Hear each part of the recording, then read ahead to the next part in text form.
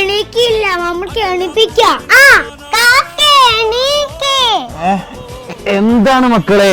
നമ്മൾക്ക് swimming pool പോണ്ടേ? ഞാനൊന്നുമില്ല, നിങ്ങൾ പോയിക്കോളി. ഞങ്ങള് റിസോർട്ടിൽ വന്നു സ്വിമ്മിംഗ് പൂള് പോവാനേ.